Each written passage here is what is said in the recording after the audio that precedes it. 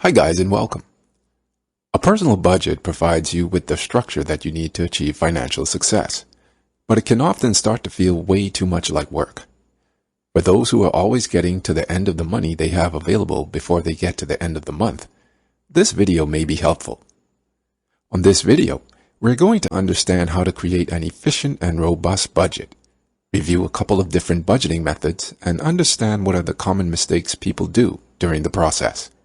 Let's start. Keeping track of your money is definitely not easy, but it's something that you can absolutely do if you focus and really put your mind to it. Still, it's going to take several steps to get you there. If you succeed, you're going to be keeping yourself in the black. At least, that's how the retail world looks at it when you're making profits. You're also going to have a better understanding of where you're spending your money. That lets you see where you can make cuts. Not only that, but when you have a budget, you can look for ways to increase the money you have coming in. The key is starting with an evaluation of multiple months of habits. From there, you can make a plan for how to start saving. You can also decide whether it's saving for something little or something major.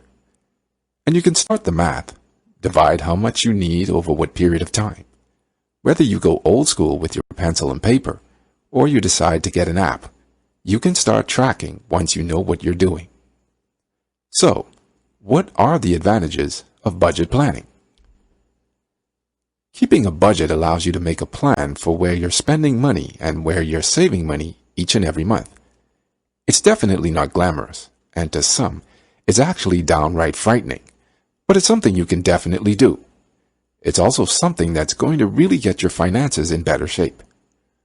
While you'll find a number of benefits if you start a budget, these are the ones we think are the most important. Having a budget means that you're going to have control over what you're spending money on and just how much you spend. That's going to help you make your money go further, and it's definitely going to help you feel more relaxed as a result. Have you ever looked at how much money you have or don't have at the end of the month and been surprised? You won't be if you have a budget. That's because you'll know exactly how much you spend each day. Your budget shows where that money is actually going, so you can better evaluate it. With a budget, you have to plan out everything. That means you're always going to have the money for the things that are necessary, and you're going to have less ability to be tempted by the things that you don't actually need, since you don't have the extra money for it. You'll be able to see where you could be saving money when it comes to a budget. You know what money you're spending and you know what expenses you have, so you can find some areas that really do allow for cutting back and saving more. Now, let's discuss the different steps of creating a monthly budget. When it comes to starting a budget, the process can be difficult for beginners. If you've never had a budget, stick with these steps to get you going. 1. Know what's coming in. You have to know your income before you can figure out how much money you have available to spend. So you want to start by looking at your bank statement. If you get a paycheck, write down how much you make in pay each month. If you're getting child support or alimony or disability or any other type of money on a regular basis, write that down too. You want to make sure that your budget reflects only the money that comes into your account. So if you make $20 per hour, but you take home $15, it's only going to help you account for the $15. If you get irregular income from your job on a semi-regular basis, that should be counted as well. For example, if you know you get a bonus every Christmas, or if you get overtime every year at a certain time, these are amounts that you can account for as well. You just have to add up the total over the entire year and then divide it over the full 12 months of the year to create your budget. 2. Know your monthly spending. The next step is to identify the money that you're putting out each and every month. This means the bills that you have to pay. Things like your mortgage, your membership fees for different clubs or organizations, your utilities and your phone bill are going to be regular and easy to account for. Bills like gas for the car or groceries can be a little more difficult, but you can average these based on how much you've spent over several months. If you have payments that have to be made irregularly, like paying your car insurance every 6 months or getting new glasses once a year, you can add these up for the entire year, and then divide by 12 like you did with the irregular income. This lets you get an average of the monthly amount you spend. 3. Set your financial goals. Having a financial goal is going to give you something that you want to work toward, and that's going to make it easier to stick to your budget. Now, you need to know what kind of money you're working with in order to do this. So take the total monthly income that you came up with in step 1 and subtract the total monthly expenses you came up with in step 2. Hopefully, your money is going to come out to a positive number, meaning that you're making more money than you're spending. That's the money you want to use for your savings, for debt payoff, and for reaching your goals. The first step is to think about what you want financially in your life. Are you hoping to be wealthy? Are you looking to get rid of debt? Are you hoping to become successful? Whatever your goals are regarding finances, you want to write them out. You want to start by focusing on short-term goals that can be funded through the course of your monthly budget.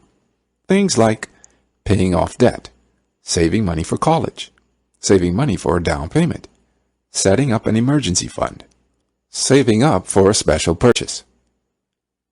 4. Create your budget. Some people like to write down all of their expenses with a pen and paper, and if that sounds like you, then great. If not, you can use spreadsheets, or you can set up apps that will keep track of your money, both going out and coming in. Check out things like Mint, Envelopes, or You Need a Budget to find out how you can track your budget the most effective way for you. 5. Always be willing to change. You're not going to get it right on the first go around. That can be hard to hear, but it's definitely true. When you start the tracking process, you're going to find areas where you need to make changes. You'll find areas where you spend more than what you thought you were going to, but that's okay. You just need to be willing to make changes as you go along. Now, if you're having trouble sticking to your current budget, you shouldn't just give up. Evaluate what's going on. It could be that you need a different method of budgeting than the one you're trying. Check out the envelope method, for example. Here, you'll put money into envelopes at the beginning of each month. Each envelope is earmarked for a specific purpose. Once the money in the envelope is gone, you don't spend in that category anymore. This means that you don't have the ability to spend more than you have. The envelope money is all there is. For those who are just getting started, Elizabeth Warren's 50-30-20 rule is a good way to go. This is a method that she actually started with her own daughter, and it puts your money into 3 different categories. You have needs, you have wants, and debts, and you have savings. The first thing is to take the amount of money that you have coming in every day. That's the number that we created in step 1. Now you have to divide out the money amongst the 3 different categories. The first group is going to go for your needs.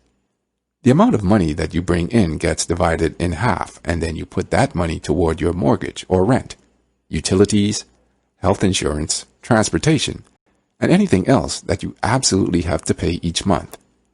These are the required things. So any debts and bills get put into this category. Even credit cards, child support, and alimony go in this category. When you want something, but you don't have to have it, then it goes in this category. This is for things like that meal out with your friends, or that new shirt you really love, or tickets to that concert. These are not essential, and they can only account for 30% of your budget. You want to make sure that you're saving enough so that you can actually take care of your future retirement, and of course, any emergencies that you have. So, take the amount of money that you bring home every month and find out what 20% is. You just multiply by 0.2. That's the amount that you should make sure you're saving each and every month. You'll be able to get a whole lot out of making this decision. Keep in mind that you need to be bringing in a stable income for this method to work, and you could find yourself struggling if you don't have a regular paycheck. Finding a different method, in that case, might be the best option for you. When you're starting out your budget, these are the things you definitely want to watch for. Here are a couple of common mistakes to avoid when planning your budget. 1. Ignoring large expenses. You are going to have big expenses in your life at some point, and you absolutely need to pay attention to them and plan for them. Being able to pay cash is definitely going to be an amazing experience. 2. Limiting yourself too much. Sure, you want to save money, but you want to make sure that you're enjoying your life too. If you're pushing yourself too much or too hard, you're not going to stick to the plan, or you will, but you'll be miserable. Neither option is good. 3. Not limiting yourself enough. If you're not paying close enough attention to the numbers that are on your budget, you could be spending way too much, and that's not going to help you. In fact, it's going to give you a negative number on your budget tracker, and you'll find yourself further in debt than before. 4. Missing out on life. You only get one life, and you should be having some fun at least once in a while. Make sure you're not pushing yourself so hard that you don't get to do anything fun. 5. Ignoring your spending. If you're not tracking the things you're spending money on, you're not actually going to be able to make any changes in your life. You're not going to be figuring out where to cut and where to start saving. So, make sure you know what's going out, where it's going, and what method you're going to use to keep track of limitations. 6. Keeping the same budget. You should constantly be evaluating the budget you have to see if it needs to change. You might find that you're spending more in one area and not as much in another, so it's a good idea to change the budget to accommodate that. You can also change the budget to account for new expenses. 7. Putting it on paper. No matter what method you like to use to keep track of your budget, you should also be committing it to writing in some way. This helps to nail down what you're going to do and how, and it definitely helps hold you accountable. That's it for now. On our website, you can find more posts and podcasts, as well as calculators and other financial tools. Are you ready to create your budget plan? We would love to know your thoughts, so feel free to share them on the comments below. I hope you enjoyed it, and don't forget to subscribe to our podcast channel on YouTube.